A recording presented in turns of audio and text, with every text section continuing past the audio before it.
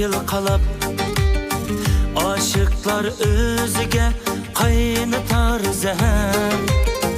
Bir qucaq söygüsü, min qucaq arman, azabni naştılıq qılar hər səhər.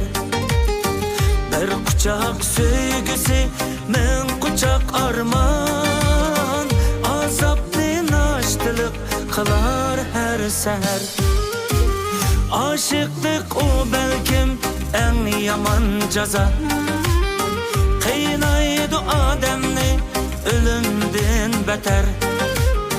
Soralsa onunla şifa nedir dep, faqatla bir temim söygüsü yeter.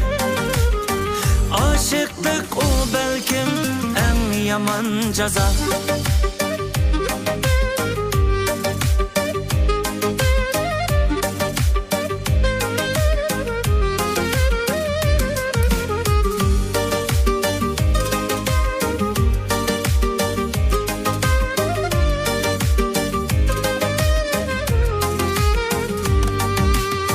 Visalsız söygünün menası nime? Yürekni ne bare ya ki çak eder.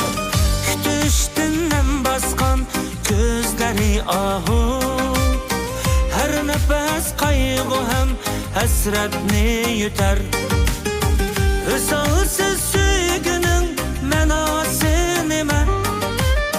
Yürekni ne bare ya ki çak eder. Kütüştünden baskan gözleri ahu, her nefes kaygı hem hasretni yutar. Aşıqlık o belkim en yaman caza, qiynaydı adamni ölümden beter. Soralsa onunla şifa nedir dep, faqatla bir temim söygüsü yeter. Aşıqlık o belkim en yaman caza.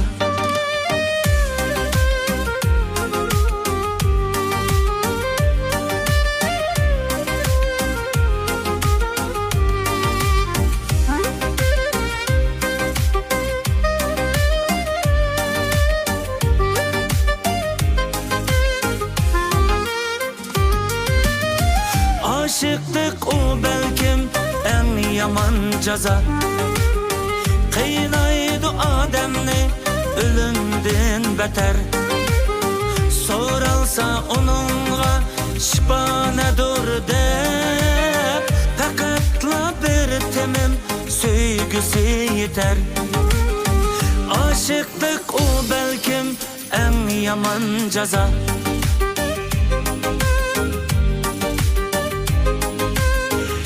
Öter, ay öter, yıllar mı öter? Kucakla bırak ne? Dünyadan